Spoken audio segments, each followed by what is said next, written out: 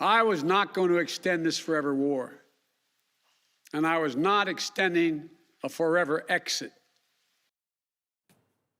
The President of the United States Tuesday marking the departure of the final troops from Afghanistan with a speech where he insisted foreign military intervention can solely be in cases of vital national security threats. What does that mean for other theaters of operation, like South Korea, the Sahel in Africa, and all points where the largest army on the planet is deployed? The end of forever war is also the end of the U.S. acting as the world's policeman. Since the September 11th attacks, the U.S. has militarized foreign policy. And while it outspends by far all other countries when it comes to development aid, among G7 nations, it spends by far the least as its share of the economy. And what next? After a chaotic exit that's proved the low point so far of Joe Biden's tenure, will Americans see the rest of the world differently and learn from their intelligence and strategy failures in Afghanistan to better engage with allies and rivals? Or will Biden follow in the footsteps of his predecessor and lead a superpower bent on a new era of isolationism that marks the end of the current world order as we know it? Today in the France 24 debate, we're looking at America after the Afghan withdrawal. Joining us from New York City, he served in Afghanistan as a Marine, Adam Weinstein, researcher at the Quincy Institute think tank. Thank you so much for joining us. Thanks for having me. From Little Rock, Arkansas, Vera Mironova, researcher at Harvard University and the author of From Freedom Fighters to Jihadists, Human Resources of Non-State Armed Groups. Welcome to the show. Thank you. Here in the studio, Frédéric Gard, researcher at the European Council on Foreign Relations think tank. Thanks for being here. Good evening. The France 24 debate on Facebook and Twitter, hashtag F24debate. Well, the reviews are in for Biden's Tuesday speech. The first U.S. president since Lyndon Johnson to also be the father of a war veteran, used his bully pulpit of the White House to hit back at critics of the Afghanistan evacuation. Solange Mougin has more. With all American boots off the ground in Afghanistan and its longest war officially over, the blame game is picked up in Washington. Even before President Biden addressed the nation, this is the right decision. Republicans voiced their criticism of the previous fortnight's withdrawal, with many calling for political probes. I believe there should be accountability for what I see as probably the biggest failure in American government on a military stage in my lifetime. The White House has said that 98% of Americans who wanted to leave were evacuated, and the State Department has vowed to help the remaining 100 to 200 Americans that remain in Afghanistan. But the evacuation has marked an end to Biden's honeymoon period. His approval rating has taken a hit, even among Democrats. A recent poll taken just before the evacuation was complete showed 51% of Americans disapprove of the handling of the withdrawal. And nearly just as many felt that the plan should have been to stay until all Americans and Afghan allies were evacuated. Biden, though, remains defiant, arguing that there was no other way. Now some say we should have started mass evacuation sooner. And couldn't this have been done in a more orderly manner? I respectfully disagree. There still would have been a rush to the airport, a breakdown in confidence and control of the government. The American press, too, has voiced its disapproval. From the conservative New York Post view that the withdrawal was a dishonor, to the Washington Post calling it a moral disaster. The criticism has left Democrats in Washington fearful of any long-term political effects, including what this could mean for next year's midterm elections. So, Adam Weinstein, you heard in that report the most powerful Republican in the House of Representatives call for an inquest. Do you agree? Well, there should be an investigation of the evacuation, but it should be in the context of the last 20 years of war. To call this evacuation the biggest demonstration of U.S. military failure, I mean, that's absurd. If we look at the record of the United States in Iraq and the record of the U.S. intervention in Afghanistan, you have to look at the big picture, and both of those have been failed military interventions. And an evacuation is never going to be pretty was basically the argument of Joe Biden. What could have been done differently, though? Well, I do think there could have been a streamlining of the SIV applicants or the former interpreters much earlier, many months back. In fact, I publicly and privately advocated for that myself. Of course, that's something that goes back multiple administrations where these former interpreters were subjected to 800-day process times, just a ridiculous amount of bureaucracy. So that could have been different. But the reality is that nobody expected the fall of Kabul to be this fast. We had Americans who were working in NGOs or were of Afghan origin and had deep family ties to Kabul. And those folks probably weren't going to leave very easily anyway. Not expecting it to happen this fast. You know, we had, Adam, several discussions in June and July, and a lot of panelists thought the minute the Americans left, Kabul would fall. Did Americans have a blind spot because they'd invested so much money and they sort of willed it? They thought, they'll stay on longer than after we've left? Well, I think Americans had inflated the viability of our partners at the senior levels of the Afghan government for sure. And this had basically caused us to inflate the long-term fighting capacity of the ANDSF. That being said, look, plenty of folks said it will fall as soon as we leave, and that's why we need to stay. But at the same time, they didn't offer an alternative for what staying would do. Vera Mironova, your thoughts when you look at this withdrawal, especially when you compare with the way the Soviets left. On the one hand, the government there stayed in place for 2 years after they went out. On the other, when the Soviets left, they didn't take with them the interpreters or any other Afghans. When I look at the video of the failed evacuation from Afghanistan, I'm thinking actually more right now about our other allies, so in particularly Iraq and what's going to go in the future, because I know for sure that Iraq is extremely worried right now about what's going to happen because they have elections in October, and those elections are not looking good. I mean, they're looking good probably only for Iran. So, so everyone who are our allies, or at least like somehow like friendly with us or tolerate us, at least are not enemies, right? The bar is very low. They are very worried. I know that Kurdistan government is looking for arming themselves. So because excuse me for interrupting, Vera, that they're looking to arm themselves because the lesson from Afghanistan is when the U.S. tries to impose a constitution based on Western values, this is the end result? I mean, the end result is that U.S. does leave, making a lot of enemies, and then people who and organizations and entities who are the U.S. friends have to remain, and we're basically surrounded by people who could be very unfriendly. So arming themselves helps.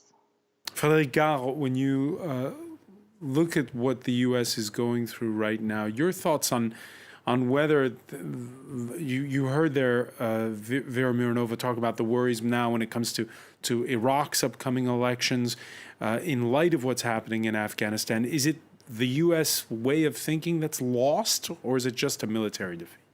No, it's not a military defeat, but I don't think it can be attributed to just recent factor and not to the Biden administration, by the way. I mean, Biden is finishing a process which had been initiated by Donald Trump. No. Before him by Barack Obama. Then promised by Donald Trump, which never completed what he promised in any case. And then Biden came and does what he said he would do.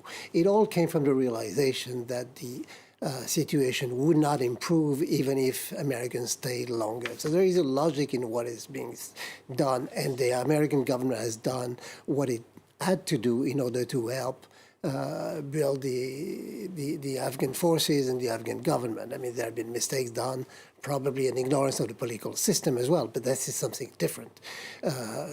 So we cannot say that we should be excessively worried about what's going on. It was all announced. It was done as planned. It was done as promised. And there we are. And as you said earlier, yes, it was clear that the minute the American left, the government would collapse. Adam Weinstein, we had a panelist last week say that there was a window of opportunity for leaving, and that was after the surge that happened. I remember at the time there was discussion, debate within the Obama administration over what to do next. Why did the Americans stay on after that?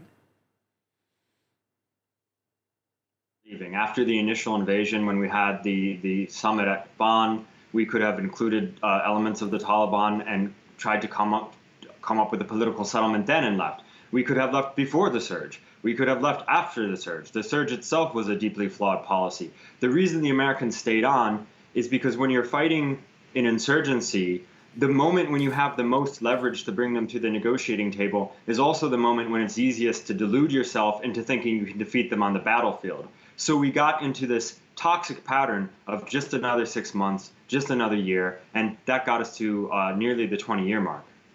And we saw this militarization, if you will, of foreign policy, and this idea that if the troops stay on longer, it'll work. That's something that you could say began with Afghanistan. Then you heard Vera mention Iraq. Is that something that's now going to be reversed, that the military is going to play less of a role, the Pentagon's going to have less importance? Well, I hope it plays less of a role. Look, President Biden was willing to stand up to the Pentagon because ultimately he is the commander-in-chief, and that's the way it's supposed to work. And if you look at the polling from Americans, even the most recent Pew polling shows that the majority support the withdrawal, in spite of whatever went on with the evacuation. The majority of Americans do not think that the way the U.S. should lead in the world is through intervening in multiple countries around the world. It's not just Iraq and Afghanistan. It's Syria. It's Yemen indirectly, parts of East Africa. The majority of Americans do not see this as a legitimate way to project power abroad. What was your mission when you were in Afghanistan? Was it to be a soldier, to be a peacekeeper, to be a nation builder? Well, I was a Marine, and I was in a unit that specialized in coordinating close air support from the ground. But the problem is there was mission creep in which soldiers and Marines were really tasked with nation-building activities or training the Afghan police or training the Afghan army. So you had young men and women who were trained to be warriors, so to speak, and now they have to be teachers or they have to be community liaisons. And so the mission just became incredibly expansive. And how did your fellow soldiers feel about it?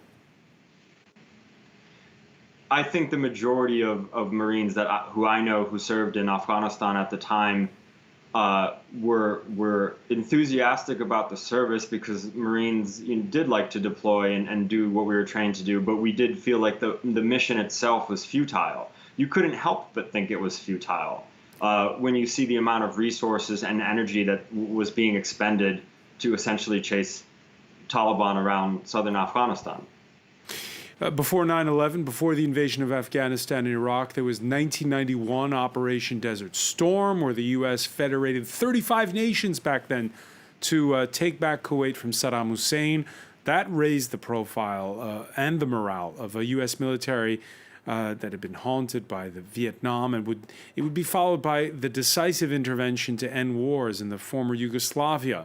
But the military, as guardian of freedom and democracy for the planet, was always going to be a bit of a stretch. The fundamental obligation of a president, in my opinion, is to defend and protect America, not against threats of 2001, but against the threats of 2021 and tomorrow. This decision about Afghanistan is not just about Afghanistan. It's about ending an era of major military operations to remake other countries. Vera Mironova, is the United States at a turning point in the way it looks at the rest of the world?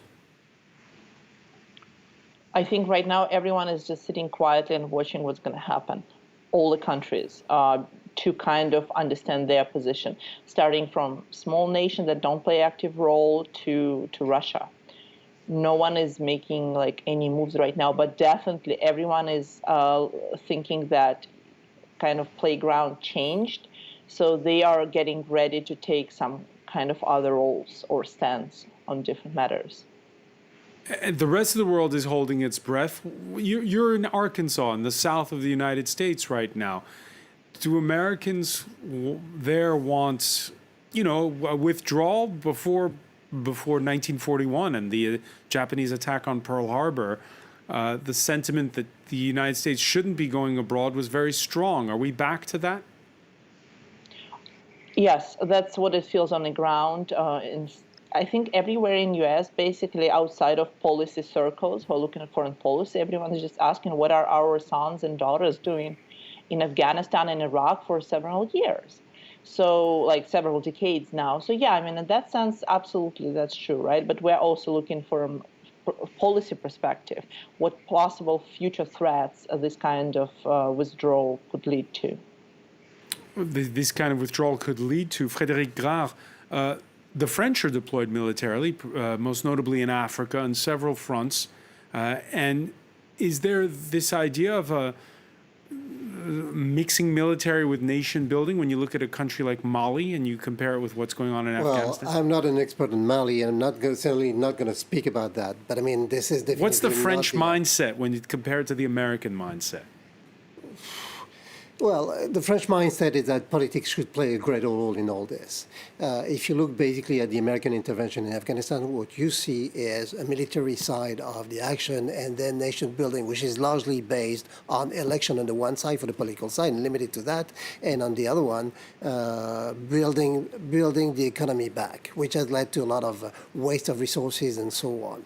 The French were more cautious, primarily because the resources are not the same to start with, and B, because they believe that societies have to, generate leaders of their own and so on. It also has worked because we are talking precisely of fragile societies, and therefore things are not the same. But this is a complicated process anyway. You mentioned the means. Is it a question of means that if the French had the means, they would make the same mistakes as the Americans? No, well, first of all, when you do have the means, we're less careful about what you do. But precisely, we don't have the means, then we are obliged to look at the reality on the ground. Plus, the mindset has changed. I mean, the French has been in Africa for a long time, and they don't look anymore at any chance of building nation for others. This doesn't work anyway, which is what the Americans are learning right now in Afghanistan. When we come back, we're going to take a look at how the rest of the world is recalibrating after the withdrawal of the United States from Afghanistan. Stay with us. You're watching the France 24 debate.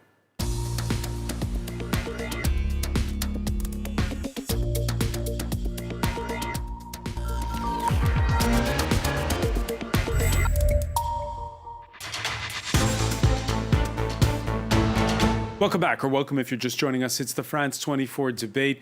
Joe Biden spoke to the U.S. nation on Tuesday following the finish of that complete withdrawal of U.S. forces after 20 years from Afghanistan. He's gone down in the polls during this sometimes chaotic evacuation. We're talking about it with Adam Weinstein, who joins us from New York, former U.S. Marine researcher at the Quincy Institute think tank.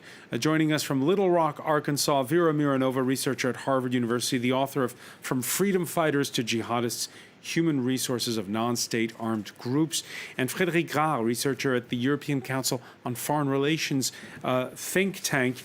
There was a parade this Wednesday in the southern city of Kandahar with the Taliban displaying U.S.-built military hardware. Hard to tell from these images if this is are vehicles left behind by the U.S. or taken from the Afghan army. Adam Weinstein, it's reminiscent, though, of those images when ISIS took over Mosul and points in Syria. Is this just a news cycle and this will pass, or is this really a blemish that will go on for a long time? The blemish is the last 20 years of failed intervention. I think people get too worked up about the symbols of the Taliban riding around in frankly inefficient vehicles that they're likely not to maintain. That's not the blemish. The blemish is the fact that we entered a conflict without clear objectives or achievable objectives, and we let it go for 20 years. And I applaud President Biden for bringing an end to that. I think it took political courage. Most presidents have kicked the can down the road. We see why, because there's an immediate political backlash. But here's the thing. President Biden and President Trump, who disagree on almost everything, read the pulse of the country and also understood that it simply wasn't in the strategic interest to keep hemorrhaging money and lives and resources and attention to a conflict that didn't have a military solution. After all, the Taliban essentially won a political victory in the last couple of months, not a military victory. The Afghan government simply dissolved. And just before the break, you heard Frédéric Grard mention how sometimes not having the immense means of the United States can be a bit an advantage. You were mentioning in part one, Adam, that you had to battle bureaucracy to get some of your Afghan friends out of the country. There's this idea that America is somehow cumbersome. Big and large is not good. It's cumbersome. Can that change? Well, I mean, the United States is cumbersome. What needs to change is that we need to prioritize threats and then have a real understanding of what our capabilities are. It's not true that we have unlimited funds. It's true that in theory we have a much bigger budget than other countries, but we have many issues at home to work out. We have a pandemic, we have infrastructure issues, we have poverty, we have climate change. The president's job is to prioritize threats. And was there a threat of terrorism from Afghanistan, and is there still a threat? Yes. Did it make sense or does it make sense to stay in a country indefinitely to deal with that threat? No. We're a country that just lost over 600,000 people to a pandemic. And he talks about only intervening abroad when there is a direct, vital national security threat. Does Afghanistan fit that bill today? Look, Al-Qaeda still exists. It still presents a threat. Does it present a vital national security threat at the scale of the other threats we face? I really don't think so. And once you account for scale, I'm not sure how somebody can say with a straight face that it presents a threat that threatens our vital national security interests or the national security interests of our partners in NATO. And now what next in terms of what the role of the military is? Because I imagine that there's going to be a lot of nervousness in other nations that rely on the U.S. I'm thinking of places like Japan and South Korea.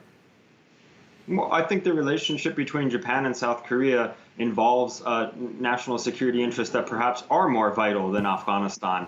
At the end of the day, all of our partners are going to have to assess the degree to which our interests overlap. Our interests are never going to be identical, and we need to put that myth behind us. Frédéric Grard? Yes. Well, clearly the approach is very different as well. I mean, there we're talking of the whole Indo-Pacific strategy and what President Biden described as a vital threat to the national interest, a threat to vital national interest. There clearly that fits the bill, but the approach is different. This is based on partnership. This is based on existing alliances that the U.S. has been strengthened for decades, including to some extent under Donald Trump, and we are in a completely different world. So, and the U.S. there expect all those allies to play their role in this new situation. So this is in no way comparable. And again, remember, what is vital interest is what you define as such whenever you define it as such. Vera Mironova, how do you define what vital interests, vital threats are for the United States? I mean, I totally agree with everything said before, because right now Afghanistan is not that of an important threat to U.S. as it was before. Or my question is, what's going to happen later, and not militarily, but more like politically and humanitarian wise, because I think a lot here is going to depend on not Taliban taking the country. You know, U.S. is very good at taking countries, right? And so is probably Russia. But like, what about how they're going to govern? What's going to happen in next 3 years? We could even ask what's going to happen next month. I mean, the right now the banks are closed. It's a country that's come to be dependent on U.S. aid. So what does happen, Vera? Humanitarian-wise, I honestly have no idea. what's going to happen. Let's see. And first of all, there is like banks closed, but also, and here we're talking about incoming money. But do they have enough experts to actually run the economy? And security question I have is actually not about Afghanistan, but about our non-NATO allies north. So here, I think the main threat is to Uzbekistan and Tajikistan, and no one knows what's going on in Turkmenistan to start with, but possibly it's also a threat. So there are foreign fighters inside Taliban and in ISIS, and majority of them, overwhelming majority of them, I would say 80%, are Uzbeks and Tajiks. And their main interest is not Kabul. They're sitting on the border with Uzbekistan and Tajikistan, and they're thinking about going back. Like, for example, when the house of General Dostum was overtaken, on the video you could see Uzbeks doing it, but the accent was not like Afghan Uzbeks. It was Uzbeks from Uzbekistan.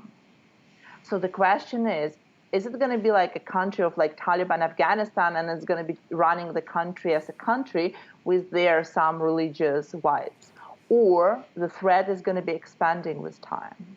And Vera Mironova, we've been talking a lot, or heard a lot the last couple of weeks, because China's Xinjiang province shares a border with Afghanistan, that there's this deal will help you if you keep out radicals who might be trying to perpetrate attacks on Chinese soil. How's that going to go? Well, I totally understand Chinese point, because I know for the fact that there are many Uyghurs, foreign fighters, in somewhere in Afghanistan, either under ISIS or under Taliban. They kind of shift, like whoever is occupying wherever. So I totally see this problem, for China. I'm not sure if they're going to attack, but they are there. I debriefed several ISIS foreign fighters from Afghanistan, and they said that there is a big Uyghur contingent there. Frédéric Grant? Yes, I mean, that's debatable simply because even in the 90s, there was an agreement between the Chinese and the Taliban in order to hand over Uyghur fighters that has taken refuge in Afghanistan, and this is exactly what's going to happen this time. We have seen the Taliban reaching out precisely to Uzbekistan, to Tajikistan, to Russians, to more or less everybody, trying to reassure the region. So the real question is whether they'll be able to control their own territory, and there I agree with the previous speakers. But I mean, this is not in their interest to help them. This is not in their interest to have Afghanistan becoming a sanctuary of international terrorism again. And it's unlikely that they will move in that direction willingly. So, Adam Weinstein, I guess you're probably tired of hearing this question. Have the Taliban changed? I don't think the Taliban's ideology has changed, and they seem to be moving not in the direction of an inclusive government, but more in the direction of a emirate, similar to what they had in the late 90s. Their understanding of foreign relations and optics and PR has changed. To what degree that achieves a normative change in the way they govern, who knows? Hey, they said they'd let a cricket test match go forward this Wednesday. Well, yeah, and I'm not sure that they were opposed to men's sports to begin with. I think where we'll see them return to their normal, their pre-existing selves is when it comes to women's education and women in public life and the way they approach crime and punishment. But I think the bigger issue is how is the world going to interact with the Taliban? The military strategy failed. We failed, our NATO partners failed, all of us failed. But we have a chance to do things differently.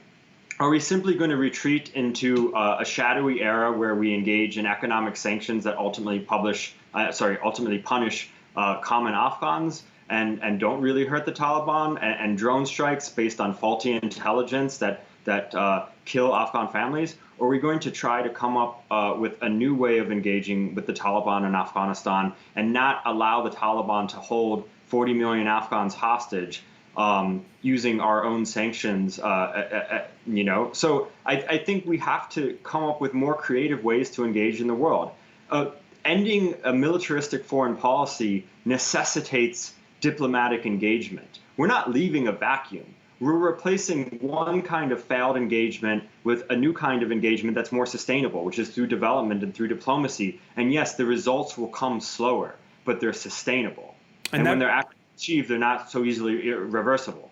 And that brings us squarely to the issue of how Europe handles it all.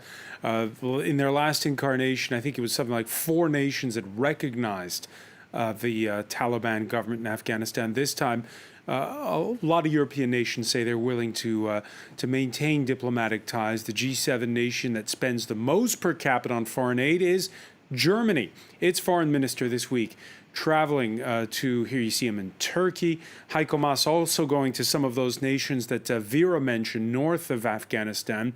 He's talked up France's short-lived idea of a UN-backed safe zone around Kabul airport that was shot down at the UN Security Council. He also traveled to Qatar, privileged interlocutors of the Taliban, to dangle the promise of much-needed help for the new masters of Kabul. We are already available to provide humanitarian aid. I believe that this is also necessary because otherwise we will head for a humanitarian catastrophe in Afghanistan by winter, depending on how things develop. We want to help the people in Afghanistan now. So the EU promising aid, your reaction to that, Frédéric Gard? Well, this is a complicated matter. First of all, promising it doesn't amount to recognition to start with. But, I mean... Now, Heiko Maas said that he's not against the idea. Well, he's not against the idea, but he hasn't done it so far. And this is something which is probably going to be discussed between foreign ministers at the end of this week in 2 days. That's one aspect of it. But the key question there is how far and how fast do you go? I mean, the French position so far has been, for example, we take the Taliban at their own word, but they will have to deliver. And then this is a way of conditioning the head to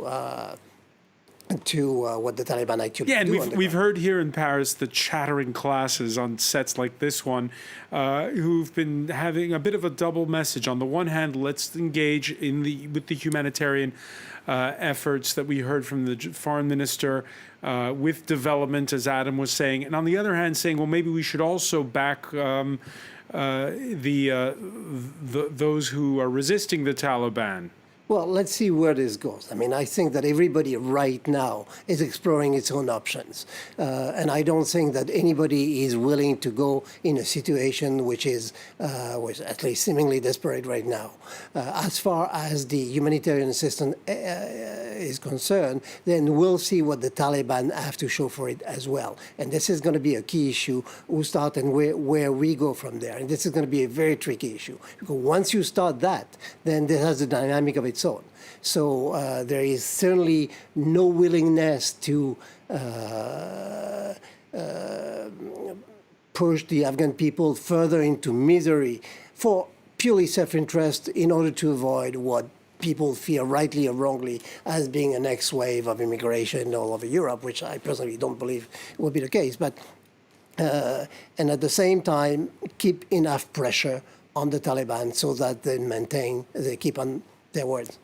Vera Mironova, the idea, and it's been talked about out loud in Brussels and elsewhere here in Europe this week, of doing the same thing they've done in the past with Muammar Gaddafi in Libya or with Recep Tayyip Erdogan in Turkey. We'll give you money, you keep those asylum seekers and migrants from coming our way.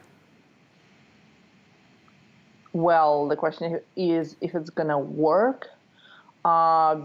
Because neither actually was successful. There was still a lot of migrants coming, and I know right now I'm exploring the business of selling passports, and there is everyone who was selling passports to ISIS members, they're now all of a sudden selling passports to Afghani refugees. So they already shifted their business catering there. It's a sophisticated way how they do it, buying Uzbek passport, registered somewhere else.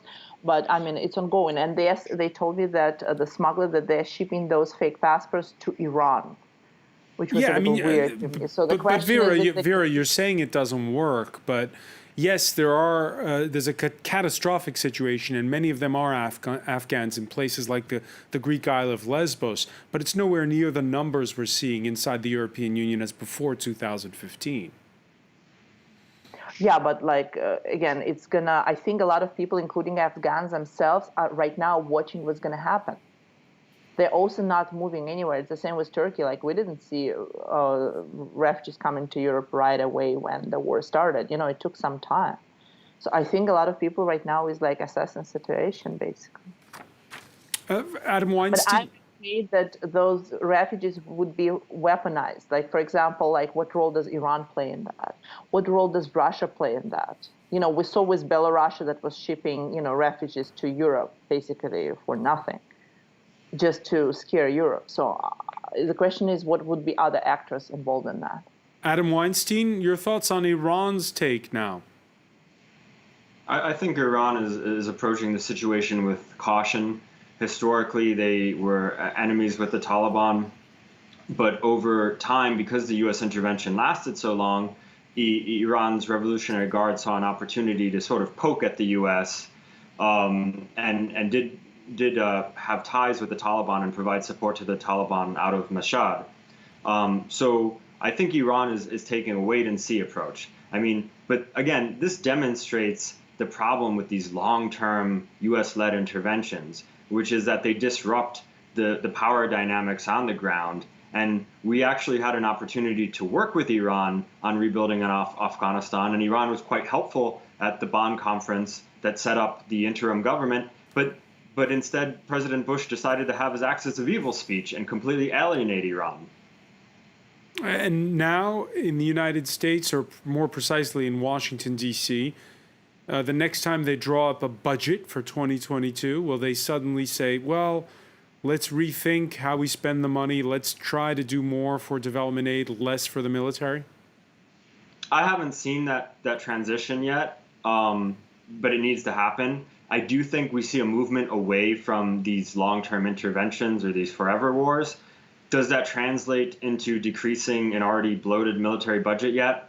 I don't think so yet, but it's inevitable. The tides of this country are changing, and politicians who don't keep up are going to be left behind. And one final question for you. When you speak to some of your former comrades, do you feel like Americans understand the rest of the world better than they used to? I don't think Americans understand the world better than they used to, but I think Americans understand that they don't understand the world better than they used to. Okay, we'll leave it there. Adam Weinstein, many thanks for joining us from New York City. I want to thank Vera Mironova for being with us from Little Rock, Arkansas. Frédéric Grard, we want to thank you for being with us here in the France 24 debate.